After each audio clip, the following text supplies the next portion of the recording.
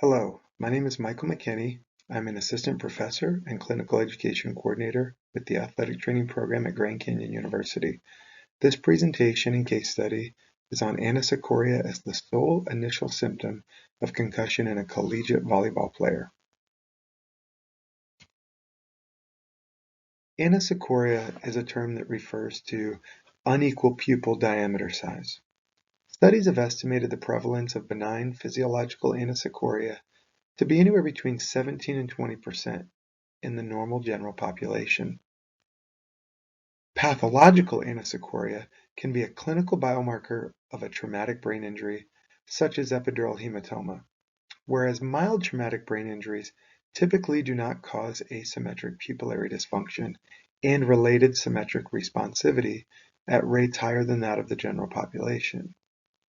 Sport-related concussion is one form of mild traumatic brain injury that affects various aspects of visual acuity, oculomotor function, the pupillary light reflex, and can be useful in concussion diagnosis.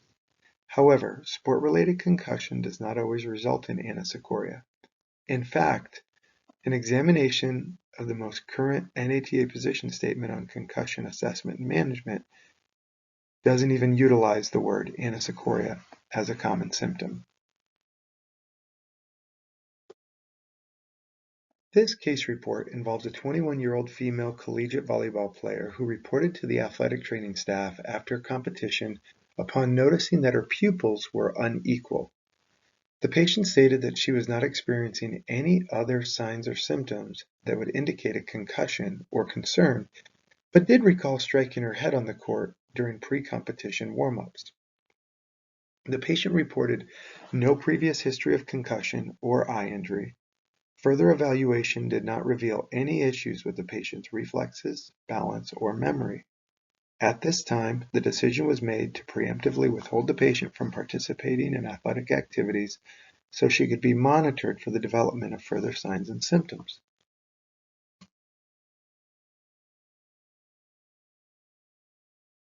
Approximately 6 hours after the patient was removed from competition, she began experiencing a headache and pressure in her head. The onset of new symptoms furthered the athletic training staff's belief that the patient had sustained a concussion when she struck her head in the pre-competition warm-up. The coaching staff was then informed that the patient would be admitted into the institutional concussion protocol and not allowed to participate in physical activity until receiving clearance from the AT staff. 2 days after the patient began experiencing symptoms, she was evaluated by the team physician who confirmed the diagnosis of concussion. With the confirmed diagnosis, the patient continued to be withheld from activities and was instructed to abstain from all other activities that increase severity of symptoms. Within 4 days of experiencing symptoms, the patient's pupils were symmetrical once again. The patient's headache and sensation of pressure had resolved within 5 days of onset of symptoms.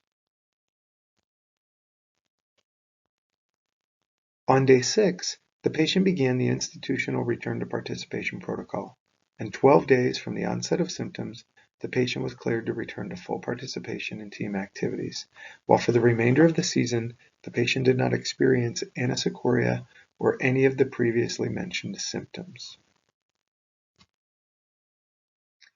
What makes this particular case report unique and worth consideration is that to the author's knowledge, no previous case studies or original research have described anisocoria as the only initial symptom that a patient experienced following concussive mechanism.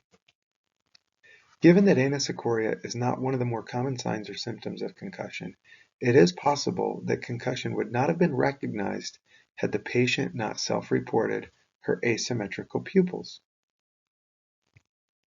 And lastly, an understanding of physiological anisocoria, that is, the estimated 19% in the general population, may be beneficial for analyzing the significance of this sign during a physical exam of a patient reporting symptoms consistent with concussion.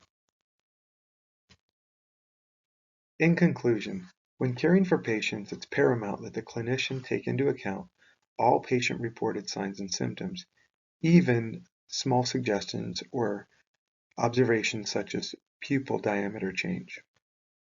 In the event that a patient reports an unusual sign or symptom, the clinician must exhaust all possible options to explain the sequelae. This may include referencing a prior history of benign physiological anisocoria. And furthermore, thorough pre-participation concussion education is critical to helping patients understand the importance of reporting symptoms after potentially concussive trauma. Future research may investigate the prevalence of physiological anisocoria and its relationship to assessment of the pupillary light reflex for validating sport-related concussion. Secondly, future studies toward validation of objective clinical measures for determining pathological anisocoria may be beneficial for correlation with the diagnosis of concussion. Thank you for taking the time to view this presentation.